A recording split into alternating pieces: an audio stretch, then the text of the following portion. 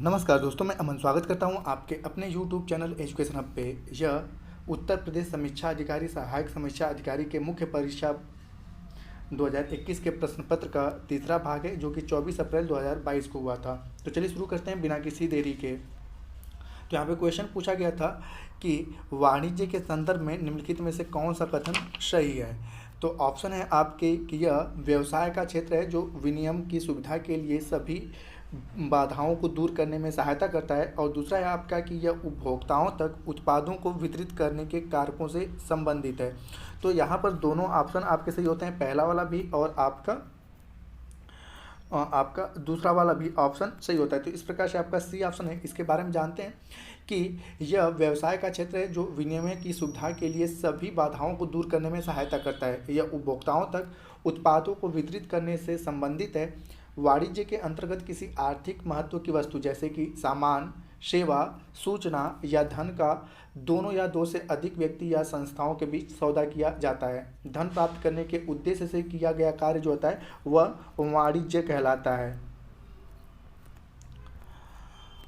अगला क्वेश्चन है आपका कि संयुक्त राष्ट्र की महासभा ने साल 2023 को किसके अंतर्राष्ट्रीय वर्ष के रूप में घोषित किया था। ऑप्शन है कि तिलहनी फसल के लिए, या दलहनी फसल के लिए, या मोटे अनाज वाली फसल के लिए, या पशु चारे वाली फसल के लिए। तो यहाँ पर सही ऑप्शन होता है आपका सी कि मोटे अनाज वाली फसल के लिए। तो जानते हैं कि संयुक्त राष्ट्र महासभा ने जो था कि साल 2023 को मोटे अनाज वाली फसलों का अंतर्राष्ट्रीय वर्ष घोषित किया था। और मोटे अनाज में जैसे कि बाजरा, ज्वार, जौ या कोंदी जैसे फसलें आती हैं। और इस प्रस्ताव का 70 से अधिक देशों ने क्या किया था, समर्थन किया था। मोटे अनाज का अंतर्राष्ट्रीय वर्ष का उद्देश्य बदलती जलवायु की परिस्थितियों के अंतर्गत अनाज के स्वास्थ्य लाभ और खेती के लिए इसकी उपयुक्तता के बारे में जागरूकता बढ़ाना है। अगला जो क्वेश्चन पूछा गया तो वो था कि निम्नलिखित में से कौन सा वृक्ष भूमध्य सागरीय वनों में नहीं पाया जाता है। तो ऑप्शन है आपका कि सागौन, जिसको कि सागवान भी कहते हैं, या ओक, या चेस्टनट, या जैतून।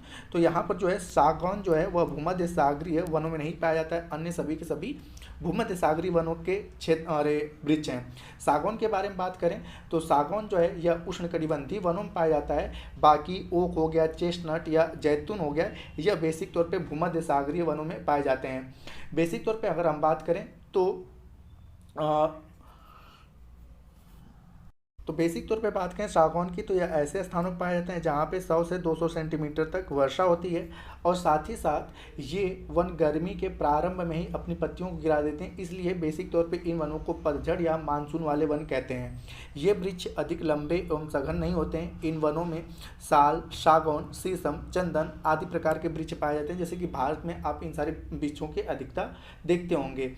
इस प्रकार के वनों का विस्तार हिमालय के गिरिपात क्षेत्र में, भारत की अगर बात करें तो भारत के मध्य प्रदेश में, छत्तीसगढ़ में आदि राज्यों में पाए जाते हैं। संपूर्ण सागौन के क्षेत्र का 50% हिस्सा जो है वह अकेले मध्य प्रदेश में पाया जाता है। तो अगर आपसे पूछा जाए कि भारत में सबसे अधिक सागौन किस राज्य में पाया जाता है, तो मध्य प्रदेश राज्य में पाया जाता है। अगला क्वेश्चन है कि निम्नलिखित में से कौन सा मैंग्रोव क्षेत्र गोदावरी नदी के डेल्टा पर स्थित है। ऑप्शन है आपका कुंडापुर, या होन्नावर, या मालपे, या कोरिंगा। तो यहाँ पर गोदावरी तट पर स्थित जो डेल्टा है वो है आपका कोरिंगा। ठीक है, तो इस प्रकार से सही ऑप्शन होता है डी। तो यहाँ पे जानते हैं कोरिग्रा मैंग्रोव क्षेत्र गोदावरी नदी के तट पर स्थित है, और यह भारत में सुंदरवन के बाद दूसरा सबसे बड़ा मैंग्रोव क्षेत्र है। बेसिक तौर पे अगर बात करें तो मैंग्रोव या अनुवन ऐसे क्षेत्र होते हैं जो खारे पानी या अर्ध खारे पानी में विकसित होते हैं। इसके अंतर्गत राइजोफेरा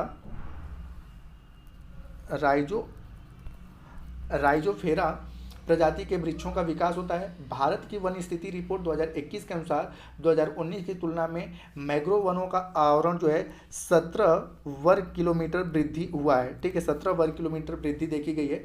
और देश के कुल मैंग्रोव वनावरण की अगर बात करें तो 4928 वर्ग किलोमीटर है। और मैंग्रोव वनों के वृद्धि आवरण को प्रदर्शित करने वाले राज्यों में सबसे आगे ओडिशा है, उसके बाद महाराष्ट्र है, और उसके बाद कर्नाटक आता है। अगला निम्नलिखित में से कौन सा रामसर आर्द्र भूमि स्थल भारत के किसी राज्य में स्थित है?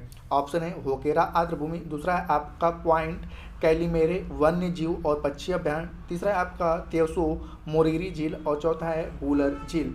तो यहाँ पर सही ऑप्शन होता है आपका बी कि पॉइंट कैलिमेरे वन्य जीव और पक्षी अभ्यारण्य। अगर इसकी बात करें बेसिक तौर पे तो इसके बारे में है कि भारत के लुप्त प्राय और स्थानीय प्रजाति ब्लैक बक मृग के संरक्षण के लिए साल 1967 में 1967 में पॉइंट कैलिमेरे वन्य जीव और पक्षी अभ्यारण्य बनाया गया और यह अभ्यारण्य तमिलनाडु के नागापट्टिनम जिले में, ये कहाँ पे है आपका तमिलनाडु के बेसिक तौर पे तमिलनाडु के नागापट्टिनम जिले में स्थित है और साल 2002 में इसे वेटलैंड यानी कि रामसर आर्द्रभूमि में शामिल किया गया। आर्द्रभूमि में ग्रेट वेदारण्यम, दलदल, यूथोपेट, मैग्रोवन व पंचानीकुलम आर्द्रभूमि का एक हिस्सा है। पूर्व में बंगाल की खाड़ी और दक्षिण में पाक जलडमरू से घिरा हुआ इसका कुल क्षेत्रफल जो है वह है आपका 21.47 वर्ग किलोमीटर। अगला क्वेश्चन है कि यदि किसी समय राष्ट्रपति और उपराष्ट्रपति दोनों का पद रिक्त हो जाए तो राष्ट्रपति का कार्य कौन करेगा? ऑप्शन है प्रधानमंत्री, लोकसभा अध्यक्ष, भारत के प्रधान न्यायाधीश या उपरोक्त में से कोई नहीं। तो आपने पता है कि अगर राष्ट्रपति और उपराष्ट्रपति दोनों नहीं रहते हैं तो CJI chief justice of India जो होते हैं यानी कि प्रधान न्यायाधीश वह राष्ट्रपति के दायित्वों का निर्वहन करते हैं। तो यहाँ पे बेसिक तौर पे कि सीजेआई जो है और इसमें बेसिक तौर पे कि अभी तक यह स्थिति केवल एक व्यक्ति को मिला हुआ है, मोहम्मद हिदायतुल्ला खान, जो कि भारत के राष्ट्रपति कार्यवाहक राष्ट्रपति बने थे, जो कि तत्कालीन समय में भारत के क्या थे? सीजेआई थे। आगे की अगर बात करें तो निम्नलिखित घटनाओं पर विचार कीजिए तथा उनके मतलब कि उनके समय अनुसार उनको व्यवस्थित करना है। तो यहाँ पे दिया क्या है? तो सबसे पहले प्रोजेक्ट हाथी। तो प्रोजेक्ट हाथी की बात की जाए तो प्रोजेक्ट हाथी की शुरुआत की थी साल 1992 में। उसके बाद जैव विविधता संरक्षण अधिनियम की बात की जाए तो जैव विविधता संरक्षण अधिनियम पारित हुआ था साल 2002 में। वन्यजीव संरक्षण की बात किया है तो वन्यजीव संरक्षण अधिनियम पारित हुआ साल 1972 में। और प्रोजेक्ट टाइगर की बात की जाए तो प्रोजेक्ट टाइगर की शुरुआत की गई थी साल 1973 में। तो इस प्रकार से आप देखेंगे कि सबसे पहले 3 आता है, उसके बाद आपका 4 आता है, ठीक है, सबसे पहले आपका 3 आता है, उसके बाद आपका 4 आता है, ठीक है, और उसके बाद आपका आता है 1। तो इस प्रकार से आपका ए वाला ऑप्शन यहाँ पर सही होता है। अगला क्वेश्चन है निम्नलिखित में से कौन से देश मध्य पूर्व का हिस्सा नहीं है? ऑप्शन है जॉर्डन और इजराइल, लेबनान और इजराइल, सीरिया और लेबनान और जॉर्डन और तुर्की। तो यहाँ पे अगर बात करें तो यह जो क्वेश्चन था वह गलत पूछा होता है क्योंकि इनमें से कोई ना कोई ऑप्शन आपका मिलता है। अगर यहाँ पे देखा जाए कि मध्य पूर्व देशों में तो मध्य पूर्व देशों में जॉर्डन भी शामिल है, ठीक है, इजराइल भी शामिल है, Iraq, Iran, Lebanon, Yemen, Qatar, Syria, तुर्की, कुवैत, ओमान, सऊदी अरब, फिलिस्तीन, संयुक्त अरब अमीरात और साइप्रस, ये सारे के सारे जो हैं वह आपके मध्य पूर्वी देश के हिस्से हैं। और इस प्रकार से यहाँ पर कोई ऑप्शन सही नहीं होता है, जिसके कारण यहाँ पर सभी को कॉमन अंक मिला था। अगला क्वेश्चन है कि पाकिस्तान में ग्वादर बंदरगाह निम्नलिखित में से किस प्रांत में स्थित है? ऑप्शन है बलूचिस्तान या खैबर पख्तूनख्वा या पंजाब या सिंध। तो अगर ग्वादर बंदरगाह की बात करें तो यह पाकिस्तान के बलूचिस्तान में स्थित है। अगर इसके बारे में बात की जाए तो यह अरब सागर के तट पर स्थित है और यह बंदरगाह चीन पाकिस्तान आर्थिक गलियारे, जिसको हम लोग CPEC कहते हैं, चीन पाकिस्तान इकोनॉमिकल कॉरिडोर की योजना के रूप में इसे विकसित किया गया है और इसे बेल्ट एंड रोड इनिशिएटिव और समुद्री सिल्क रोड परियोजना के बीच एक कड़ी माना जाता है। अगला क्वेश्चन है कि हेयर द्वारा प्रसिद्ध हिंदू कॉलेज की स्थापना का मतलब कहाँ पर की गई थी? ऑप्शन है आगरा, कलकत्ता, पटना या वाराणसी में।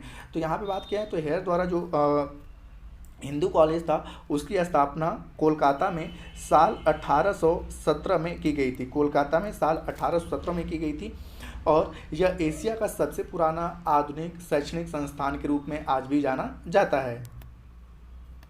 अगला क्वेश्चन निम्नलिखित में से किस सिद्धांत पर रॉकेट काम करता है? ऑप्शन है आपका अवोगाद्रो परिकल्पना या ऊर्जा संरक्षण या बर्नौली प्रमेय या संवेग संरक्षण।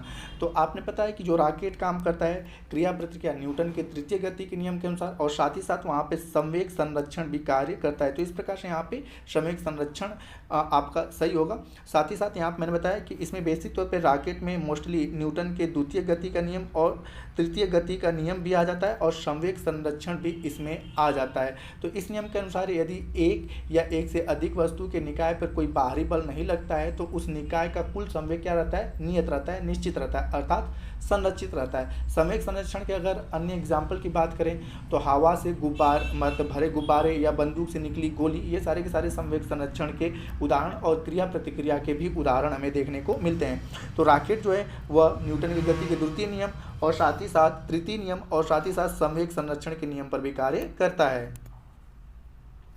अगला यहाँ पर कि सूची 1 को सूची 2 से मिलाना है। कुछ स्मारक के नाम दिए गए हैं और वहाँ पे आपका दिया गया निर्माता। तो सबसे पहले अटाला देवी मस्जिद की बात करें तो अटाला देवी मस्जिद को बनाया था इब्राहिम शाह सरकी ने, तो पहले का ए हो जाता है। उसके बाद छोटा सोना मंदिर, तो छोटा सोना मंदिर को जो बनाया गया था वह वली मोहम्मद के द्वारा बनाया गया था। और उसके बाद है कदम रसूल, तो कदम रसूल की बात करें तो कदम रसूल को बनाया था नुसरत शाह ने। और उसके बाद आता है अदीना मस्जिद जो कि पंडुआ के नाम से अदीना मस्जिद पंडुआ, तो इसे बनाया था सिकंदर शाह ने। तो इस प्रकार से आपका यह मैच होता है। अगला क्वेश्चन, निम्नलिखित घटनाओं पर विचार कीजिए तथा उनके कालानुक्रम के अनुसार उसे व्यवस्थित करना है। सबसे पहले आपका दिया गया है कि अम्बेर की राजकुमारी से अकबर का विवाह, तो अम्बेर की राजकुमारी से अकबर का विवाह हुआ था साल 1562 में, ठीक है, साल 1562 में। उसके बाद तुकारोई का जो युद्ध हुआ था, तुकारोई की युद्ध हुआ था 1575 में। उसके बाद मालवा पर मुगलों ने जो आक्रमण किया था, तो मालवा पर मुगलों ने आक्रमण किया था 1561 ईस्वी में। और उसके बाद उड़ीसा पर कर्रानी का विजय, उड़ीसा पर कर्रानी का जो विजय हुआ था वह हुआ था आपका बेसिक तौर पे साल 1567-68 में। तो इस प्रकार से आप देखोगे कि जो आपका सही ऑप्शन होता है वो होता है डी वाला, कि सबसे पहले आपका तीसरी वाली घटना होती है, उसके बाद पहली वाली घटना होती है, उसके बाद आपका होता है चौथी वाली घटना और उसके बाद पांचवी वाली घटना कि तुकारोई का युद्ध। तो इस प्रकार से आपका डी वाला ऑप्शन सही होता है। अगला क्वेश्चन है कि एस्पिरेशनल डिस्ट्रिक्ट प्रोग्राम, जिनको कि एडीपी के नाम से जानते हैं, नीति आयोग ने कब शुरू किया था? ऑप्शन है जनवरी 2016 में या जनवरी 2017 में या जनवरी 2018 में या इनमें से कोई नहीं। तो यहाँ पे एस्पिरेशनल डिस्ट्रिक्ट प्रोग्राम था जो था वह नीति आयोग के द्वारा जनवरी साल 2018 में शुरू किया गया था। तो इस प्रकार सही ऑप्शन होता है आपका सी वाला। इसके बारे में जाना जाए तो इस कार्यक्रम की शुरुआत जैसे कि मैंने बताया कि साल 2018 में शुरू किया गया था और इसका उद्देश्य था कि देश के सामाजिक और आर्थिक रूप से पिछड़े जिलों की पहचान कर उनके समग्र विकास में सहायता करना। और इस कार्य हेतु देश के 28 राज्यों के, ठीक है, देश के 28 राज्यों के 115 डिस्ट्रिक्ट, ठीक है, 115 डिस्ट्रिक्ट की पहचान की गई थी। और बेसिक तौर पे मतलब कि इसमें अगर ध्यान दिया है तो इसमें बेसिक तौर पे 5 विषयों को शामिल किया गया था कि इन 115 विषय मतलब जो डिस्ट्रिक्ट है इनमें 5 विषयों पे काम करना था। पहला विषय जो था वह था स्वास्थ्य और पोषण पे ध्यान देना है, दूसरा जो था वह था एजुकेशन यानी कि शिक्षा पर, और तीसरा था आपका कि कृषि और जल संसाधन पर ध्यान देना है, और चौथा जो था वह था वित्तीय समावेशन एवं कौशल विकास, और पांचवा जो था बुनियादी आधारभूत ढांचे पर केंद्रित था। तो ये 5 इसके कुल सब्जेक्ट हैं और 128 राज्यों के कुल 115 जिलों को चयनित किया गया था। और नीति आयोग द्वारा जैसा मैंने बताया कि जनवरी साल 2018 में इसको शुरू किया गया। अगला क्वेश्चन है कि भूटान ने दिसंबर 2021 में निम्नलिखित में से किस देश के प्रधानमंत्री को अपना सर्वोच्च नागरिक सम्मान ऑर्डर ऑफ द ड्रग ग्लाइपो को प्रदान किया? ऑप्शन है भारत, मंगोलिया, नेपाल या थाईलैंड। तो ऑर्डर ऑफ द ड्रग ग्लाइपो जो था भूटान ने भारत के प्रधानमंत्री को दिया था। तो यहाँ पर इसके बारे में जानें तो भूटान जो था दिसंबर साल 2021 में भारत के प्रधानमंत्री श्री नरेंद्र मोदी को अपना सर्वोच्च नागरिक सम्मान जो था ऑर्डर ऑफ द ड्रग ग्लाइपो प्रदान किया था। इसे नगदक पेलेजी खोरोलो के नाम से भी जाना जाता है। तो इसके बारे में अगर बात करें तो नगदक इसका बेसिक तौर पे एक और नाम आता है नगदक, ठीक है, नगदक पेलेजी। ठीक है, के नाम से भी जाना जाता है। और इसमें अगर बात किया है तो इस सम्मान की घोषणा भूटान के 114वें राष्ट्रीय दिवस के अवसर पर किया गया था। 114वें राष्ट्रीय दिवस के अवसर पर किया गया था।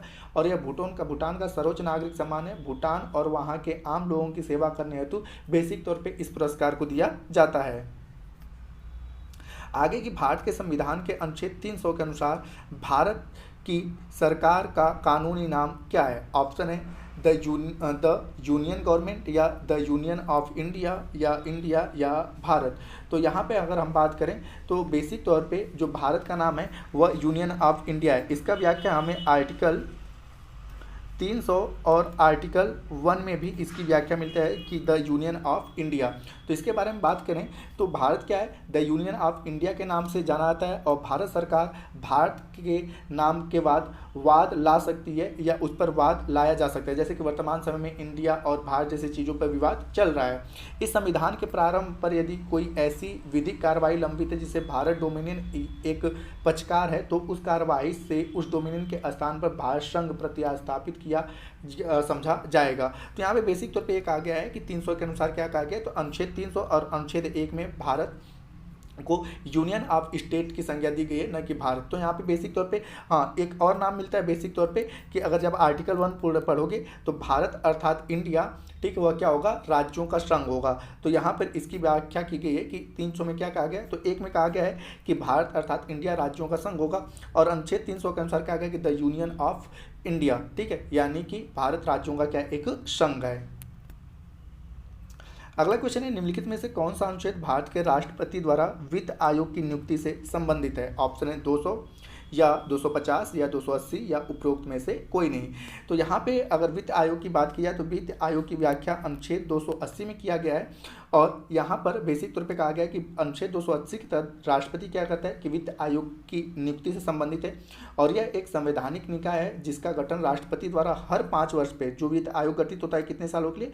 5 साल के लिए गठित किया जाता है। और वित्त आयोग में एक अध्यक्ष और 4 सदस्य, मतलब एक अध्यक्ष और 4 सदस्य, कुल कितने सदस्य होते हैं? कुल 5 सदस्य होते हैं, जिनकी नियुक्ति राष्ट्रपति द्वारा की जाती है। और कार्यकाल जो होता है राष्ट्रपति के आदेश तक होता है। और इनका मुख्य दायित्व जो होता है संघ व राज्यों की वित्तीय स्थिति का मूल्यांकन करना, उनके बीच करों के बंटवारों की संतुष्टि करना तथा राज्य के बीच इन करों के वितरण हेतु सिद्धांतों का निर्धारण करना। प्रथम अगर वित्त आयोग की बात की तो प्रथम वित्त आयोग का गठन किया गया था साल 1951 में, और अब तक कुल 15 वित्त आयोग गठित किए जा चुके हैं। 27 नवंबर साल 2017 को 15वें वित्त आयोग के गठन श्री NK सिंह के नेतृत्व में वर्ष 2021-22 और 2025-26 की अवधि के लिए किया गया। तो वर्तमान समय में 15वां वित्त आयोग चल रहा है और इसके अध्यक्ष कौन है? NK सिंह है, जो कि साल 2025-26 तक चलेगा। और पहला वित्त आयोग साल 1951 में गठित हुआ था। अगला क्वेश्चन है कि भारत की संसद को कानून निर्माण की शक्ति निम्नलिखित के लिए प्राप्त होती है। पहला है भारत के संघ के लिए, दूसरा है आपका कि भारत का प्रदेश उपप्रदेश यानी कि डोमिनियन के लिए, और तीसरा है आपका कि विश्व में कहीं भी रहने वाले भारतीय नागरिक एवं उनकी संपत्ति के लिए। तो यहाँ पर आपका तीनों ऑप्शन सही होता है कि भारत अपने किसी भी नागरिक को जहाँ पे रह रहे हैं उनके लिए, साथ ही साथ भारत के प्रदेश या डोमिनियन जो है और उनके संघ के लिए।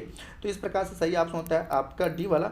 अगर इसके बारे में जानें तो भारत की जो संसद है भारत के संघ तथा भारत के प्रदेश यानी उपप्रदेश डोमिनियन के लिए कानून शक्ति का निर्माण प्राप्त करती है। संसद का प्राथमिक कार्य है कि देश के संचालन के लिए विधियां बनाना। इसके पास संघ सूची विषयों पर तथा अवशिष्ट विषयों पर विधि बनाने का विशिष्ट अधिकार है। यदि 2 या 2 से अधिक राज्यों के मध्य किसी भी विषय पर विवाद होता है तो संसद समवर्ती सूची के विषयों पर भी विधि बना सकती है। अर्थात इस स्थिति में संसद की विधि राज्य विधानमंडल पर प्रभावी होगी और विश्व में कहीं भी रहने वाले भारतीय नागरिक एवं उनकी संपत्ति के लिए संसद कानून का निर्माण कर सकती है, जैसा कि हम आए दिन करंट अफेयर्स में देखते रहते हैं। अगला क्वेश्चन, निम्नलिखित में से कौन सा शहर स्वच्छ सर्वेक्षण 2021 में 1 लाख से अधिक जनसंख्या की श्रेणी में शीर्ष तीसरे सबसे स्वच्छ शहरों में शामिल नहीं था? ऑप्शन है इंदौर, सूरत, तिरुपति या विजयवाड़ा।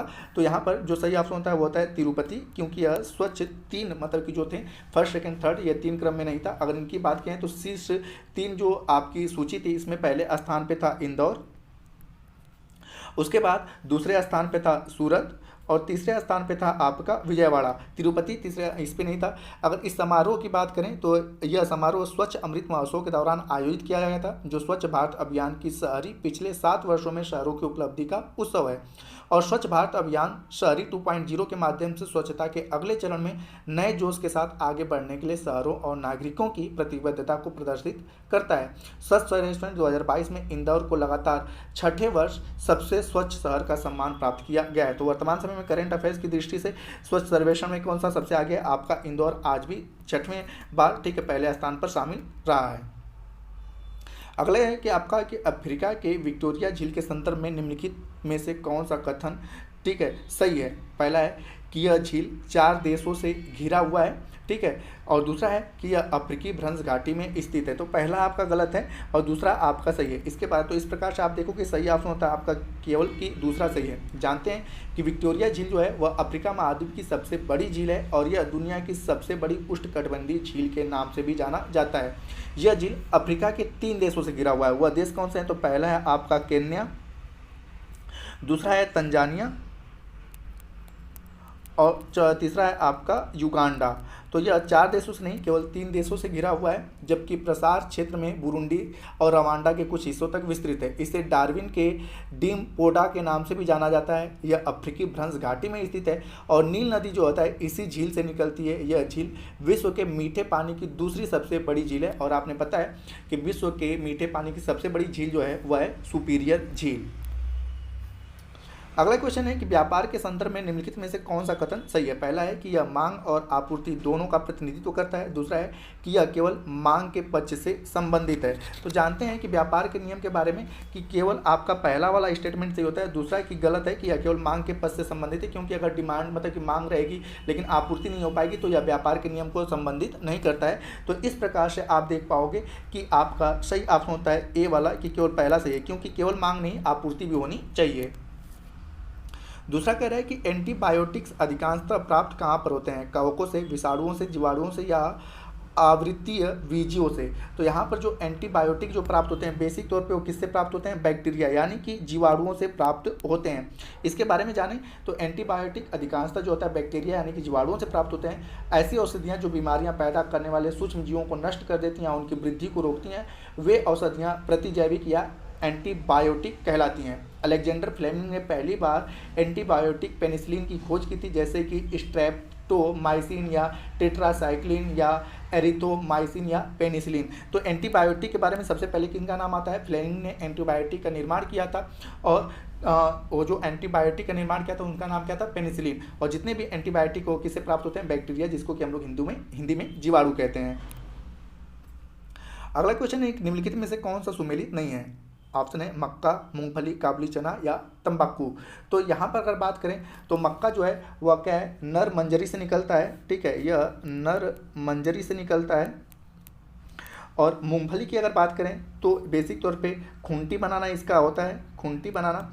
और तीसरा सॉरी यहाँ पर आपका पूरा क्वेश्चन यहाँ पर है नहीं, इसलिए इस क्वेश्चन को यहाँ पर छोड़ते हैं, आगे बढ़ते हैं, ठीक है। तो बेसिक तौर पे यहाँ पर आपका इसको क्वेश्चन को आगे बढ़ते हैं। अगला क्वेश्चन, निम्नलिखित में से कौन सा देश जनवरी 2022 में प्रशांत महासागर में शुरू हुए युद्ध अभ्यास सी ड्रैगन 2022 में शामिल नहीं था? ऑप्शन है भारत, जापान, फिलीपींस या दक्षिण कोरिया। तो यहाँ पर जो शामिल देश नहीं था वह था आपका फिलीपींस। इसके बारे में जानते हैं तो जनवरी साल 2022 में प्रशांत महासागर के गुआम में शुरू हुए युद्ध अभ्यास सी ड्रैगन 2022 में भारत था, जापान था, ऑस्ट्रेलिया थी, कनाडा था तथा दक्षिण कोरिया थी। मतलब कुल मिला के 9 देशों की नौसेनाएं शामिल थी, इसमें फिलीपींस शामिल नहीं था। अगला क्वेश्चन है कि निम्नलिखित में से कौन स्वाधीनता पूर्व भारत का राष्ट्रवादी कवि नहीं था? ऑप्शन है रंगलाल या नवीन चंद्र सेन या हेमचंद्र बनर्जी या शिव कुमार बटालवी। तो यहाँ पर जो थे कि वह स्वतंत्रता पूर्व राष्ट्रवादी कवियों में जिनका नाम नहीं आता है वो हैं आपके शिव कुमार बटालवी। अगर इनके बारे में बात करें तो शिव कुमार बटालवी जो है स्वाधीनता पूर्व भारत के राष्ट्रवादी कवियों में नहीं थे, वह रोमांटिक कवि थे। उनकी प्रमुख जो रचनाएं वह है आरती, लजावंती, लूना, अलविदा आदि। अगला क्वेश्चन है, अलास्का के संदर्भ में निम्नलिखित में से कौन सा कथन सही है। ऑप्शन है कि यह संयुक्त राज्य अमेरिका का तेल उत्पादक राज्य है, तो बिल्कुल सही है कि अलास्का संयुक्त राज्य अमेरिका का एक तेल उत्पादक राज्य है। और दूसरा है कि साल 1867 में रूसियों से खरीदा गया था, तो यह भी बिल्कुल आपका सही है। तो इस प्रकार से आप देख पाएंगे कि आपका ऑप्शन सी सही होता है। जैसे मैंने बताया कि अलास्का क्षेत्रफल के आधार पर अमेरिका का सबसे बड़ा राज्य है और यह तेल उत्पादन, प्राकृतिक गैस तथा मछली पकड़ना यहाँ का मुख्य व्यवसाय है। अमेरिका ने इसे साल 1867 में रूसी साम्राज्य से मात्र 7.2 मिलियन डॉलर में क्या किया था, इसे खरीदा था। तो दोनों के दोनों ऑप्शन आपके सही होते हैं। अगला क्वेश्चन है कि जनवरी 2022 में निम्नलिखित में से किसे भारतीय अंतरिक्ष अनुसंधान संगठन यानी कि इसरो के 10वें अध्यक्ष के रूप में नियुक्त किया गया था। तो आप सभी ने पता है कि चंद्रयान में इनकी बहुत महत्वपूर्ण भूमिका थी और ये व्यक्ति थे एस सोमनाथ। तो इस प्रकार से सही ऑप्शन होता है आपका डी। तो जानते हैं कि एस सोमनाथ को, जैसा कि मैंने बताया, जनवरी 2022 में इसरो का 10वां अध्यक्ष बनाया गया था। एस सोमनाथ जो है एरोस्पेस इंजीनियरिंग और रॉकेट वैज्ञानिक है। इन्होंने किसका स्थान लिया था, तो 9वें थे के सिवन। ठीक है, के सिवन का इन्होंने स्थान लिया और 10वें आपके कौन बन गए, एस सोमनाथ। अगला क्वेश्चन है कि उद्यमिता को बढ़ावा देने हेतु योजना स्टैंड अप इंडिया किससे संबंधित है। ऑप्शन है अल्पसंख्यकों से या ओबीसी से या दिव्यांग से या महिला एससी एसटी से। तो यहाँ पर जो सही ऑप्शन होता है कि जो स्टैंड अप इंडिया कार्यक्रम है वह किससे संबंधित, तो महिला एसटी एससी से संबंधित है। सही ऑप्शन होता है आपका डी। इसके अगर प्रारंभ की बात की जाए तो इसकी शुरुआत की गई थी साल 2016 में और इसके अंतर्गत बैंक कि प्रत्येक शाखा से कम एक अनुसूचित जाति यानी कि एससी और एक अनुसूचित जनजाति एसटी एवं एक महिला उद्यमी द्वारा ग्रीनफील्ड परियोजना स्थापित करने के लिए ऋण की सुविधा प्रदान किया जाता है। यह उद्यम विनिर्माण सेवा या व्यापार क्षेत्र से संबंधित हो सकते हैं। अगला क्वेश्चन है कि दिसंबर साल 2021 में संयुक्त राज्य अमेरिका के राष्ट्रपति द्वारा आयोजित लोकतंत्र के शिखर सम्मेलन में दक्षिण एशिया के निम्नलिखित में से कौन से देश शामिल हुए थे। तो यहाँ पे जानते हैं कि साल 2021 में संयुक्त राज्य अमेरिका के राष्ट्रपति द्वारा आयोजित लोकतंत्र शिखर सम्मेलन में एशिया के 4 देशों को बुलाया गया था, जिनमें से वो पहला था आपका भारत, दूसरा था नेपाल, तीसरा था आपका पाकिस्तान और चौथा था मालदीव। तो इस प्रकार से आप देखेंगे तो आपका पहला ऑप्शन आपका सही होता है ए वाला। यहाँ पे जानते हैं कि हालांकि पाकिस्तान की तत्कालीन इमरान खान सरकार ने इस वार्ता में उपस्थित होने से इनकार कर दिया था और इस सम्मेलन का उद्देश्य जो था लोकतंत्र को नवीनीकृत करना और निरंकुशता का सामना करना। इसके अंतर्गत मुक्त एवं स्वतंत्र मीडिया का समर्थन करना, भ्रष्टाचार से लड़ना, लोकतांत्रिक सुधारों को मजबूत करना जैसे लक्ष्यों को इसमें शामिल किया गया था। तो जैसा मैंने बताया इसमें पाकिस्तान शामिल नहीं होता, हालांकि 4 देशों को इसमें बुलाया गया था। अगला क्वेश्चन है कि निम्नलिखित में से कौन सा प्रथम सफल क्लोन जानवर है। ऑप्शन है कुत्ता, खरगोश, गिबन या भेड़। तो आपने पता है कि जो पहला क्लोन बनाया गया था वह जो क्लोन था वह था आपका भेड़ थी, वह नाम था उसका, मतलब भेड़ थी। और इसके बारे में जानते हैं तो इस क्लोन को जो तैयार किया गया था साल 1996 में तैयार किया गया था, साल 1996 में तैयार किया गया था और इसका नाम रखा गया था डॉली। ठीक है, और इसका जन्म कब हुआ था, 5 जुलाई साल 1996 में। यूनिवर्सिटी ऑफ एडिनबर्ग के रोजलिन इंस्टीट्यूट के यान विल्मुट और कीथ कैम्पबेल द्वारा इसे विकसित किया गया था। डॉली द्वारा 6 बच्चों को जन्म भी दिया गया और 7 वर्ष पूरे होने से पहले ही फेफड़ों की बीमारी के कारण इसकी मृत्यु हो गई। तो पहला जो क्लोन जानवर था उसका नाम था वो भेड़ थी और उसका नाम रखा गया था डॉली और समय था 5 जुलाई साल 1996 का। और जैसा कि मैंने बताया कि 7 वर्ष बाद इसकी फेफड़े में इन्फेक्शन के कारण मृत्यु हो गई, लेकिन इसने 6 बच्चों को जन्म भी दिया था। तो ये सारे क्वेश्चन थे। अगला पार्ट जल्दी आएगा। उम्मीद करता हूँ कि आपको यह वीडियो पसंद आ रहा हो। वीडियो पसंद आए तो वीडियो को लाइक करें, कमेंट करें तथा अपने दोस्तों के साथ शेयर करें और चैनल पर नए हैं तो चैनल को सब्सक्राइब अवश्य करें तथा इस पीडीएफ को प्राप्त करने के लिए आप हमारे टेलीग्राम से जुड़ सकते हैं, जिसका लिंक वीडियो के डिस्क्रिप्शन में दिया हुआ है। तो वीडियो के अंत तक बने रहने के लिए धन्यवाद। मिलते हैं जल्दी नेक्स्ट वीडियो में।